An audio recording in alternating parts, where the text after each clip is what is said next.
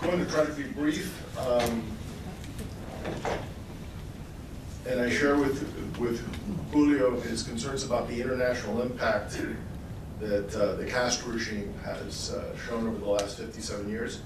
And let me just go over very quickly. First off, Mauricio spoke about the migration crisis that's ongoing. More than 70,000 for the past year alone fleeing from Cuba to the United States. What's interesting is we've seen these migration patterns before, and normally they've coincided with efforts of the United States to normalize relations with the dictatorship. We saw it in 1979, 1980 with Jimmy Carter with the Mariel boat lift. We saw it again in the mid-90s, in 1994, 95, during the Clinton administration's normalization efforts with the dictatorship. And now we're seeing it again with the Obama administration's normalization efforts. The question is why? I think it's twofold. One, the dictatorship wants to export those people that are disaffected, and there are administrations in place that tolerate it.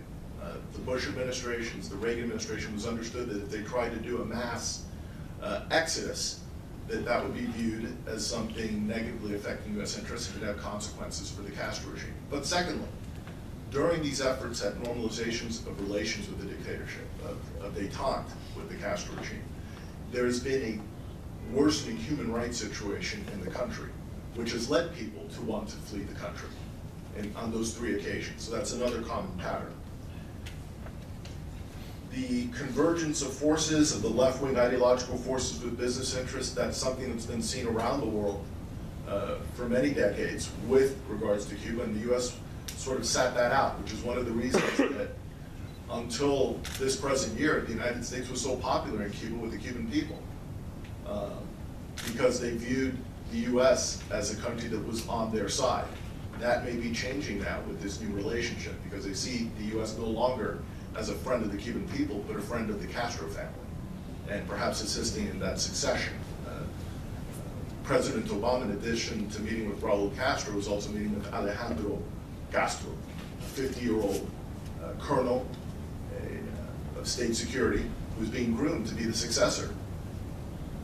And this may be something we'll be seeing the next couple of years. And if that's what the Obama administration has achieved, as the Clinton administration stabilized the regime in the 1990s and gave it another 20 years of life, it will not be remembered fondly by Cuban Democrats. We heard about Venezuela, and the horrors there, and the role that the Cuban military and the Cuban state security apparatus is playing. We also heard about the relationship in the Islamic world. But one of the episodes that gets very short shrift is Cuba's role in Africa.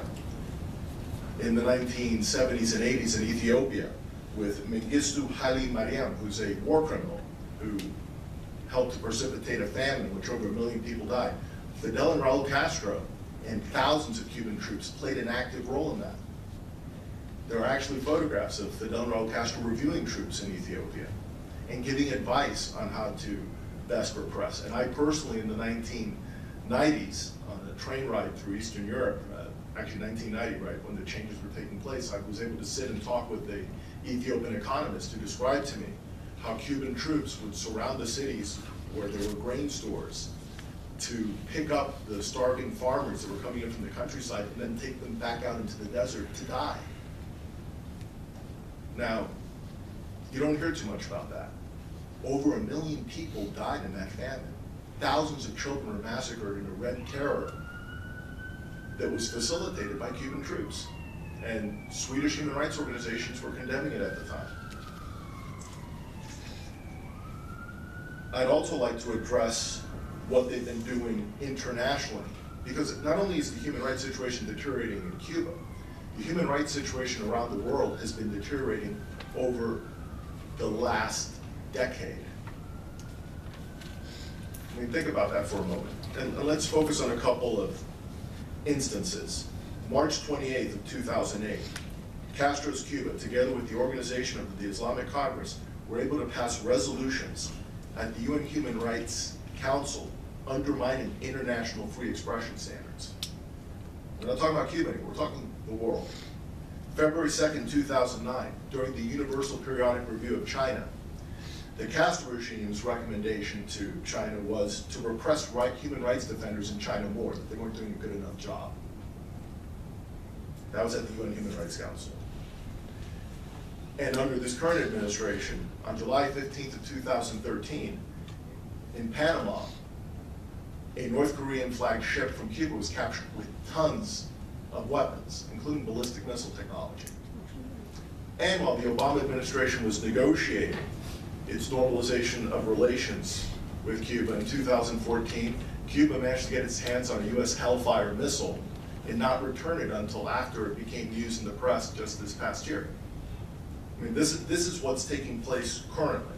It's having an impact internationally, it's having an impact on US national security and safety, and in US interests in terms of a new mass migration, and internally inside of Cuba for the democratic opposition.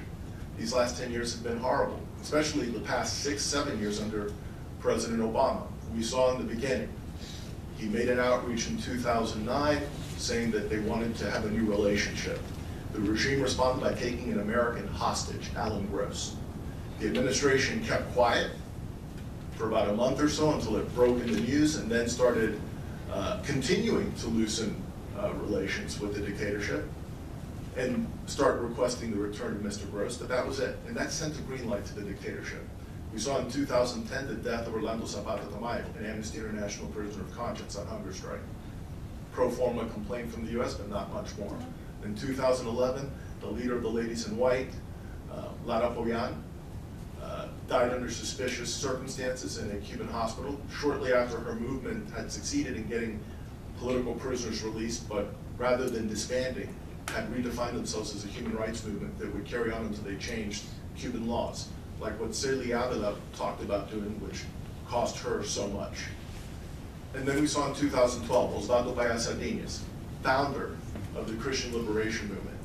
They carried out an initiative which to date has managed to mobilize more than 30,000 Cubans to sign their names, to give their identity numbers, calling for democratic reforms and human rights demands, murdered along with a youth leader, Harold Cepero, on July 22nd of 2012.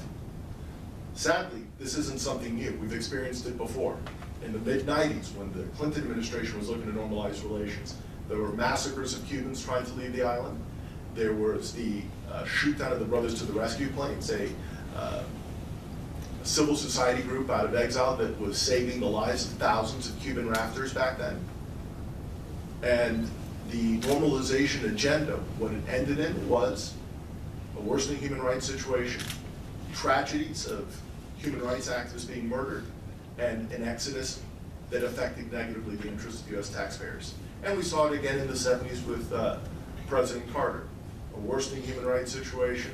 The acts of repudiation, the rapid response brigades came into existence in the late 70s with Mariel, where people were physically assaulted and attacked just because they wanted to leave Cuba.